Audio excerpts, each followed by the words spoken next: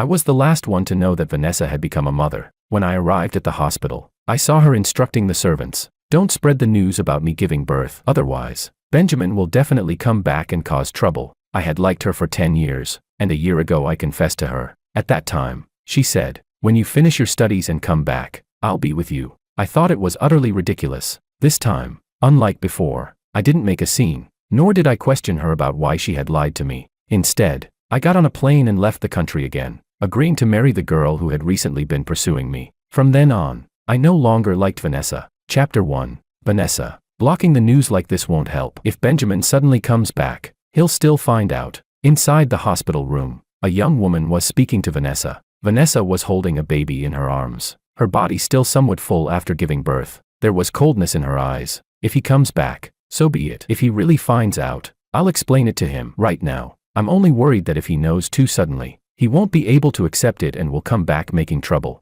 After all, you all know how much he used to like me. He caused scenes many times. I froze at the doorway of the hospital room. Yes, I used to like her very much. If there was any man around her, I would immediately drive him away. If she spoke a few more words with another man, I would question her if she didn't like me anymore. That's true. Everyone knows how he behaved. The woman smiled. Then in the next moment her face was touched with worry. Then when you get married, will you also block the news?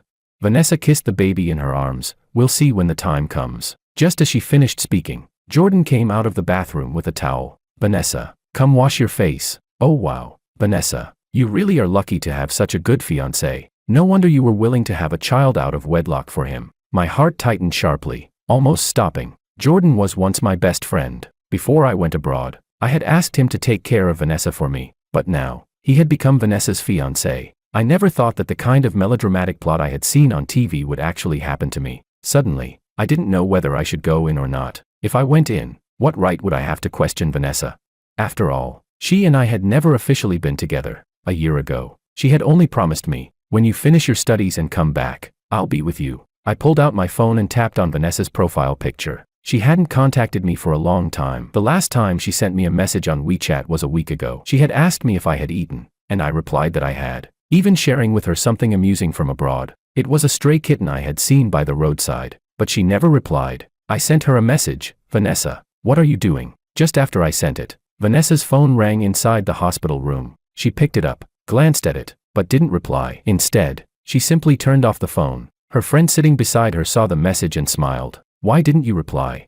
Vanessa held Jordan's hand, gently stroking it, her voice indifferent. "There's nothing worth replying to. I've always hated him. If it weren't for the fact that he's my father's adopted son, I wouldn't have pretended with him. The only person I've ever liked is Jordan." Chapter 2. I don't even know how I managed to walk out of the hospital. I only remember stumbling and staggering, bumping into several people along the way. When I reached the entrance, I ran into another one of Vanessa's friends. She was holding a bouquet of flowers, and when she saw me, surprise flashed in her eyes. "Benjamin, when did you come back to the country?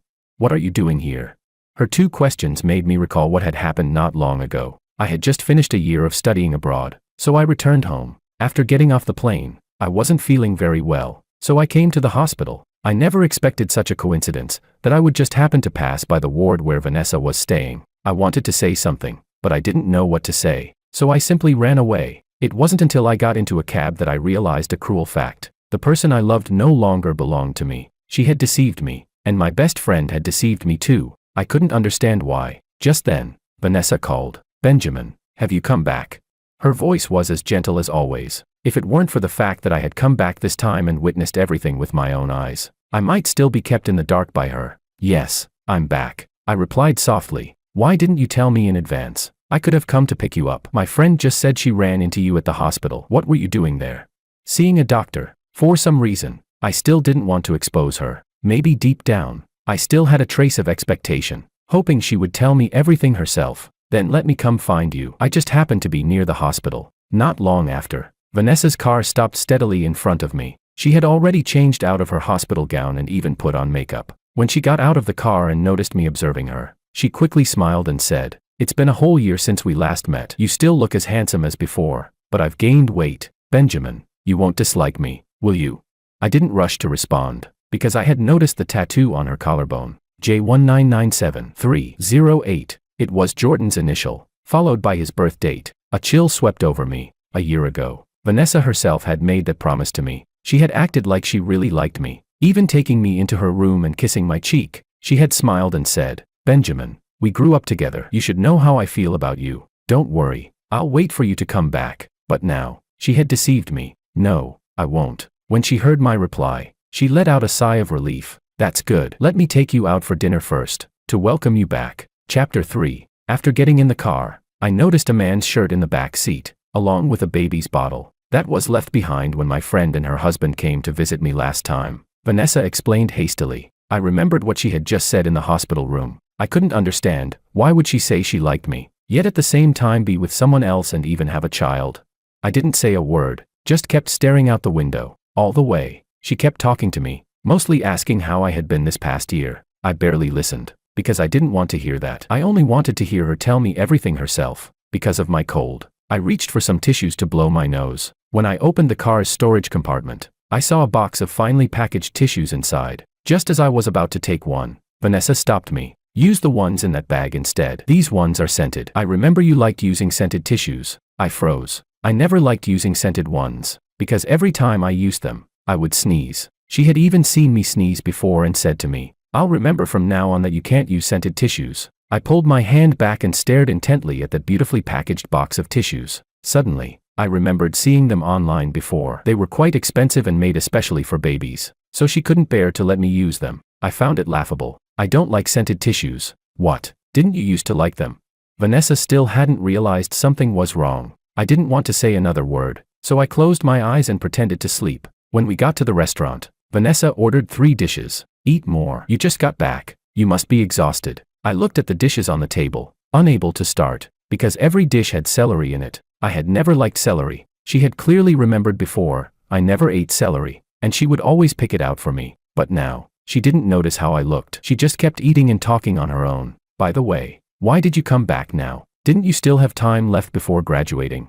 She had forgotten everything. She had forgotten what I didn't like to eat, forgotten that I couldn't use scented tissues, and now, she had also forgotten the promise she once made to me. I picked up a piece of beef with celery and forced myself to eat it. I graduated. Before I could finish speaking, her phone rang loudly on the table. On the screen, the name flashing was, "Husband." Panic flickered in her eyes. She quickly grabbed the phone, lowered the volume, and answered. I didn't know what the person on the other end said, but she replied, "I'll be right back." After hanging up, she looked at me and said, "My friend has a problem. I need to go over. Benjamin, could you eat on your own first? Tomorrow I'll hold a proper welcome dinner for you." Before I could respond, she had already picked up her bag and left. Watching her leave, it felt as though my heart had been stabbed with a sharp sword. For the past year, I had counted down every single day, eagerly waiting to return home and be with her. But now, everything was gone. Her promise to me had dissolved like foam. Chapter 4. I was adopted by the Sue family when I was 10 years old,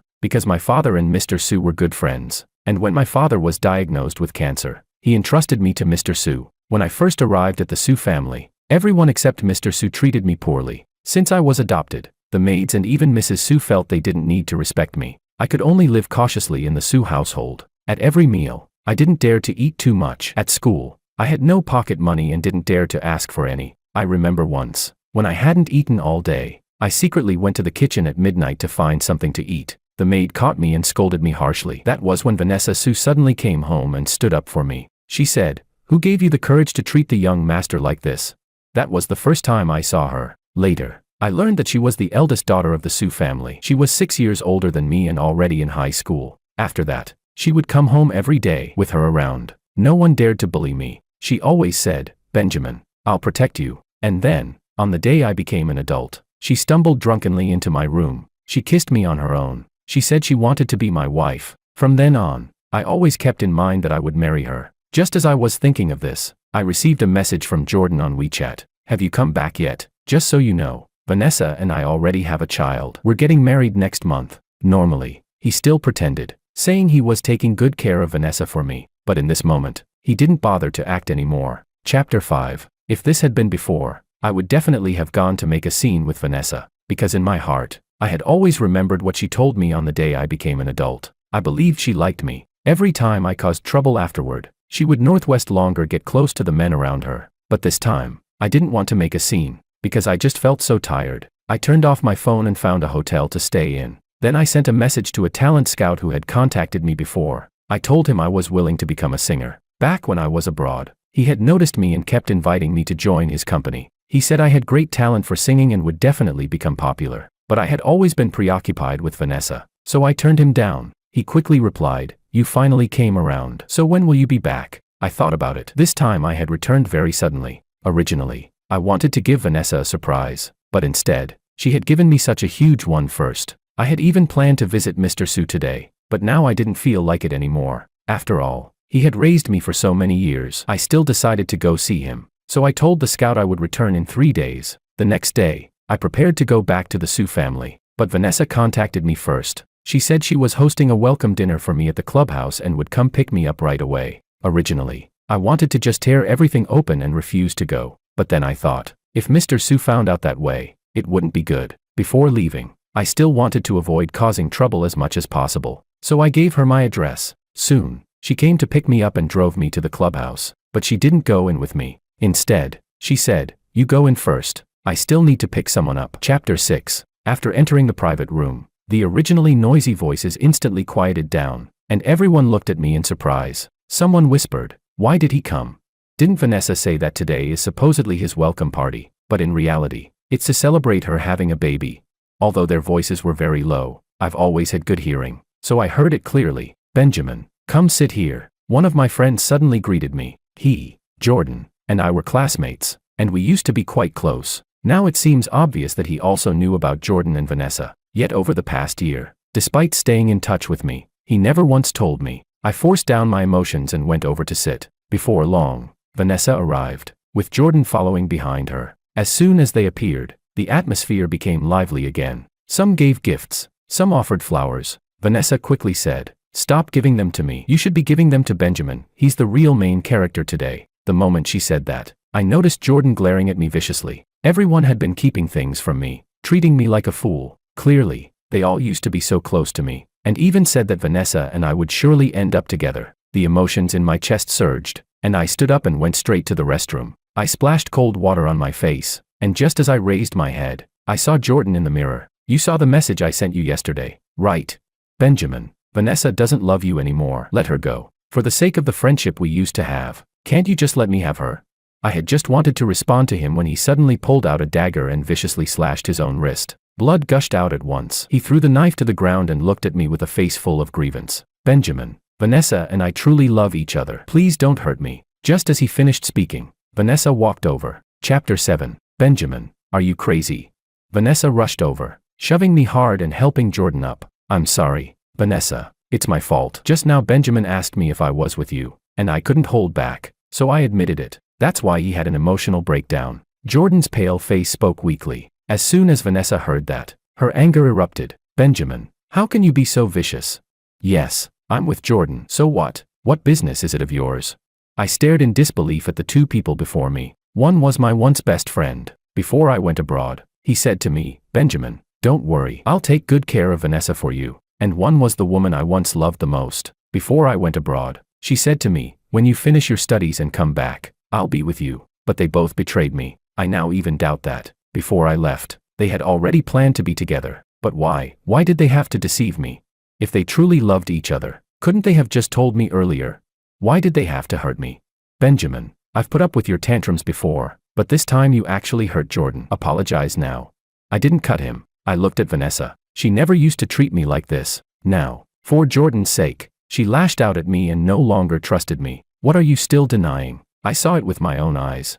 She screamed at me. "Vanessa, forget it. I'm fine. Let's just go to the hospital." Jordan's weak voice broke in. "No, he must apologize to you. I've had enough of pretending this whole year. Let's just tear the mask off now." Watching the two of them echo each other, I found it laughable. The two people I once trusted so much had both changed. "Fine, I'll apologize." "Jordan, I'm sorry." "Kneel down and apologize to Jordan. He's my fiancé now, and I won't let him be wronged." Vanessa's words shattered my heart completely. I gave a cold laugh, turned around, and left. Someone once told me, promises are the most useless words in this world. Only actions matter. I didn't believe it then, but now, I do. I took a cab to the Su family home, intending to visit Mr. Su one last time before leaving. On the way, I got a video call from Vicky. "Benjamin, look, the tulips by the road are so beautiful. England is so nice. Are you really not coming back? She was my classmate during the year I spent in England as an exchange student. She had been pursuing me relentlessly. I heard she grew up in England, so her mindset was more open. Every time she pursued me, it was like a proposal. She always said, my mom taught me, if you love someone, you have to be bold and fight for it right away, or else someone else will take them. I'll come back. In 3 days, I'll be back. At those words, her eyes lit up. Chapter 8. When I arrived at the Sue household, the maids were wrapping wedding candies. The house was decorated everywhere with the red character for double happiness. Young master, you're back. One of the maids exclaimed in surprise. Mr. Sue was also astonished. He pulled me aside and asked why I had returned. I told him it was just a temporary visit to see him, and I would be leaving again in 2 days. Why not stay a little longer? Your sister is getting married. Mr. Sue looked at me with a beaming smile. He didn't know that I had feelings for Vanessa. No need. My studies are still quite busy. All right then. He sighed. Oh, by the way, your sister gave birth 3 days ago. It's a daughter. I wanted to tell you earlier, but your sister said you were too busy with school and she didn't want to disturb you. He didn't know that Vanessa had deliberately kept it from me, afraid that I might go and cause trouble. I forced a smile. Then please pass on my words to Sister Vanessa. Tell her to take good care of herself after giving birth. Of course. Of course. Mr. Sue's grin nearly split his face. And your sister's husband, he's your best friend. I must say, there's a reason you two became friends. He's honest, hard-working, just like you, and he treats your sister very well. The day your sister gave birth, he cried like a child. That's why your sister is so deeply in love with him. She immediately told me she wanted to marry him. Hearing those words was like knives stabbing into my chest, but somehow, it didn't hurt as much anymore. I had loved Vanessa for 10 years. To let her go had taken me less than 10 days. Just as I was about to reply, Vanessa and Jordan suddenly came home. Jordan's arm wound was already bandaged, and he was carrying the baby. Vanessa glanced at me coldly. Without a word, she pulled Jordan into their room. Why won't she even greet you? Wasn't she the closest to you before? Hearing Mr. Sue's words, I thought back to the past. Vanessa and I had always been close. She would sneak me out at midnight for late-night snacks, spend her allowance to buy me a phone. She even gave me a car the year I was admitted to university. At the time she said, Benjamin, I don't want anyone to look down on you, so I'll make sure you have everything. Everything she did for me had clearly shown how much she loved me, so I couldn't understand, was 1 year apart enough to make her stop loving me? Or was it that she had never loved me at all? Seeing me stay silent, Mr. Sue stepped in to ease the atmosphere and said he would take me to see Vanessa's baby. Chapter 9. When I walked into the room, Jordan and Vanessa were smiling as they soothed the baby. The moment Vanessa saw Mr. Sue and me, her smile vanished. Jordan greeted Mr. Sue politely. Benjamin, look, this is your sister's daughter. Isn't she adorable? I followed Mr. Sue over and glanced inside. The baby lay in the crib, fair-skinned with big eyes, indeed very cute. I remembered how Vanessa once told me, Benjamin, I really like daughters. If I end up with you in the future, I definitely want to have a daughter. But now, she had a daughter with someone else. Sensing Vanessa's gaze on me, I forced a smile and asked her, Vanessa, what's the baby's name? Joy Fu. Jordan answered before she could. Vanessa said she hopes her daughter will always live happily, so she chose this name. I froze, because long ago, Vanessa had told me, our daughter will be called Joy Lu. It will mean she will always live happily. Suddenly, it all felt painfully ironic. Not wanting to stay any longer, I excused myself, saying I felt unwell, and turned to leave. I went into the garden to clear my mind. I used to come here whenever I was unhappy. Back then, Vanessa would always accompany me, talking with me, playing Ludo with me. Lost in thought, I didn't notice when Vanessa appeared at my side. What's wrong with you? I found it laughable that she even had the nerve to ask me that. She knew perfectly well. Vanessa, have you forgotten the promises you once made to me? I looked into her eyes. Once, I loved her deeply, but now my heart felt as still as water. Her brows furrowed slightly, her tone cold. Those were just jokes. You and I are too far apart in age. We're not suitable for each other. Her words struck me as contradictory. If the age gap between her and me was too big, then wasn't the age gap between her and Jordan just as big? Jordan may be younger, but he's mature and responsible. So, Benjamin, stop thinking about me. I don't like you. As your sister, I sincerely hope we can still get along in the future. I hadn't expected her to use the word sister in front of me. Once, she had told me, Benjamin, don't call me sister. I want to be your wife one day. She held out a card. Take this. You know what I mean. Let's part ways peacefully. The sight of that card stabbed my eyes like a blade. A cool breeze brushed against me. I let out a bitter laugh and accepted it. Fine. I won't come back again. I turned to leave, but she called after me, if you have time, you could at least stay for my wedding before leaving. No need. I don't have time. I walked away. As I got into the car, I took one last look at the house. Vanessa and I had lived here together for more than 10 years. We used to love eating fried chicken and playing video games together in the room. Now, in that very room, she was smiling with Jordan while they soothed their baby. Love is a false proposition. Perhaps only with the right person can one ever find its true answer. Chapter 10. I rescheduled my flight for tomorrow afternoon. In this city, I didn't want to stay another minute. The next day, as I was preparing to leave, I realized my safety amulet was missing. It had been a gift from my father, and it meant a lot to me. I guessed I must have dropped it at the clubhouse, so I went back there. I was about to check the private room from yesterday, but before I even pushed the door open, I heard Vanessa's voice. You all know how much Benjamin likes me. On the wedding day, he'll definitely cause trouble. I need to think of a way to stop him. But Vanessa, yesterday I saw Benjamin's WeChat post. He said he'll never come back again. Yes, I had posted that. I wrote that I would never return. Vanessa sneered. That was just for me to see. Trying to make me go coax him. I won't. He's just throwing a childish tantrum. It seemed that in her eyes, I would always just be a child. Perhaps we really weren't meant for each other. I didn't want to see her, so I didn't go in to search for the amulet. Instead, I messaged another friend, asking him to help me find it later. Once on the plane, I wasn't sad anymore. I had finally let go of Vanessa. I would never love her again. When I landed, Vicky was there to pick me up. She ran over and gave me a big hug. It's so great, you're back again. Let's go eat. I just got my driver's license. I can drive you. She was a strong and cheerful girl. Before this, I had always avoided her, rejected her, but she kept pursuing me. I truly admired her for that. Once we got in the car, she immediately started chatting away, in the glove compartment. I bought tissues just for you, they're unscented. When she took me to dinner, she even told the waiter in advance not to add celery to any of the dishes. I was shocked. I hadn't expected her to know I disliked celery and scented tissues. She noticed me staring at her and laughed. Why are you looking at me like that? It's nothing. You look like you're thinking, are you realizing that I'm actually pretty and suitable for marriage with you? Yeah. Hearing that, she jumped up from her chair, eyes wide. You said what? I said yeah. You're willing to marry me? Yes. Oh my God, I'm not dreaming, am I? She rushed into my arms, hugging me tightly. Before, I was too obsessed with the idea of love. I believed only by loving someone deeply could you be with them. But now I realize, being a good match is what matters most. Vicky makes me happy, and like me, she loves singing. That's what makes us suitable. Chapter 11. Vicky and I quickly got engaged and set a wedding date. I even went with her to buy rings and choose her wedding dress. She was so happy, and she took pictures and sent them to someone. This is my cousin. We're very close. I told her I finally got the one I love, Benjamin. We'll be happy together from now on. Right.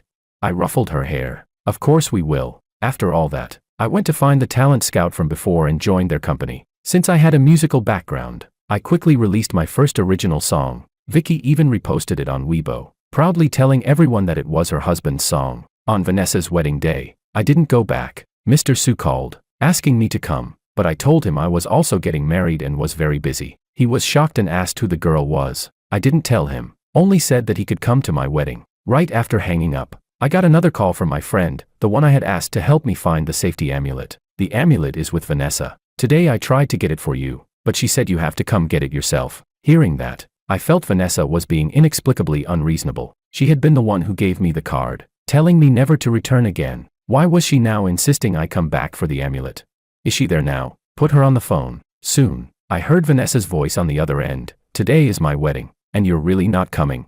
I've already left. I won't ever come back. I spoke softly. As for the amulet, please hand it over to my friend, or just mail it to me. She paused, then replied, it's something so valuable. If it gets lost, that would be a big problem. I'll feel better if you come get it yourself. Vanessa, you were the one who told me never to come back. I reminded her, and the amulet is mine. Even if it's lost, that's my own business. So please just give it to my friend. There was sudden silence on the line, until I heard Jordan calling her to enter the wedding ceremony. Only then did she speak again. You have to come take it yourself. Then she hung up. I had no choice but to tell my friend to go home. I truly couldn't understand, why did Vanessa insist I personally return for the amulet?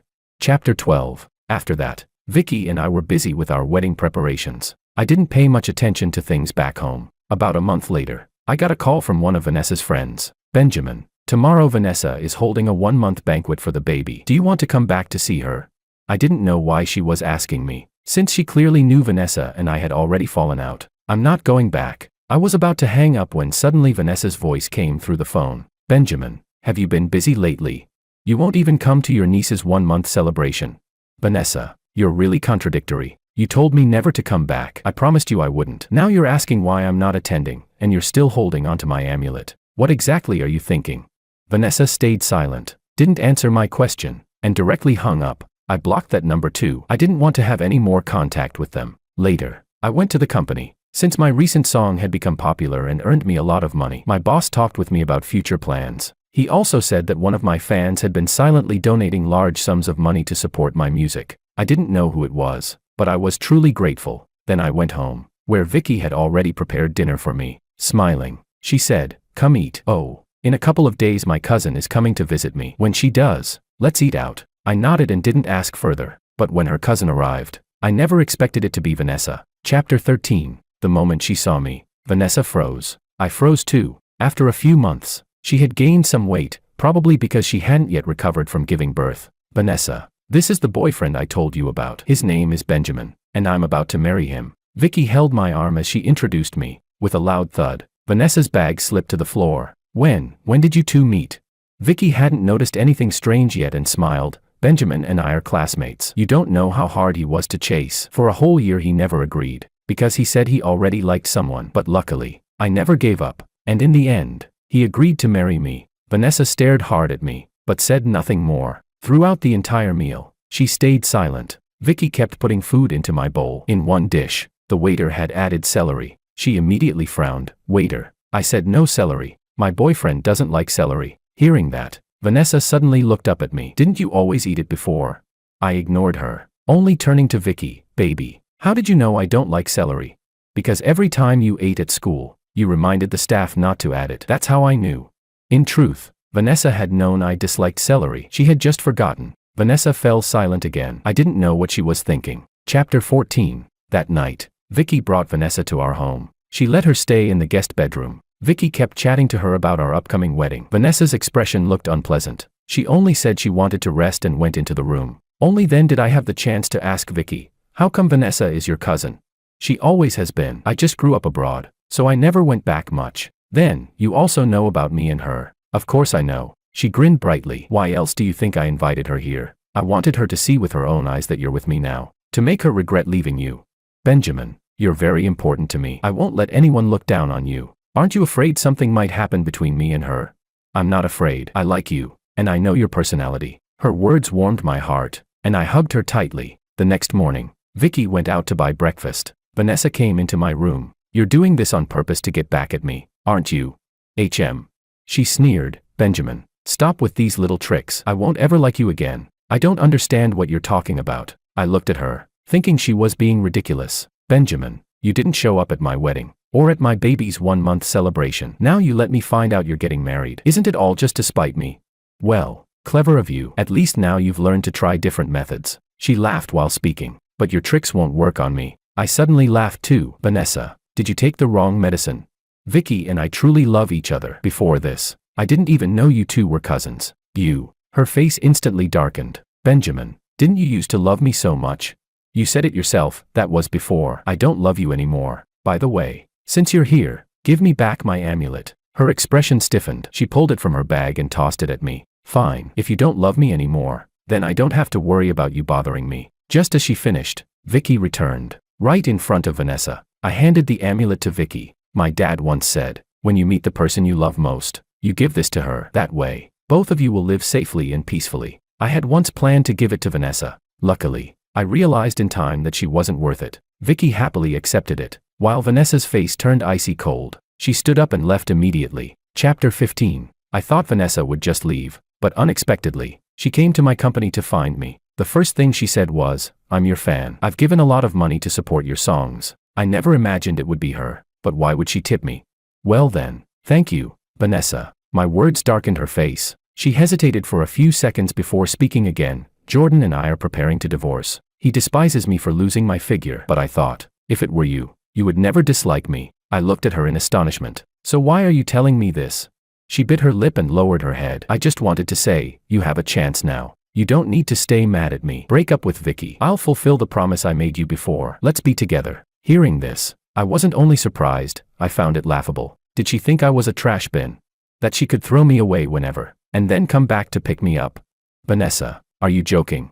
I said with a laugh. Vicky and I truly love each other. We're about to get married. I don't like you. To me, you're just my sister. Her face grew paler and paler. Her fists clenched tightly. Benjamin, stop pretending. You clearly like me. I did like you in the past, but I don't anymore. Vanessa, I sincerely hope you can live well with Jordan. Go back. He's a good man. After saying that, I pushed her out the door. I had loved her for 10 years. Back then, I truly wanted to give her a home and make her my wife. Now, I truly want to stay far away from her. Chapter 16. On the day Vicky and I got married, I sang a newly written song called Eternal Love. It symbolized that the love between us would be everlasting, that she and I would never part. Smiling, she looked at me. Benjamin, I'm willing to marry you, to accompany you for a lifetime, never leaving you, never giving up. I bent down and kissed her lips. The hall erupted in applause. When I let go of Vicky, I saw Mr. Sue and Vanessa in the audience. Her eyes were red, tears streaming down her face. I smiled and picked up the microphone.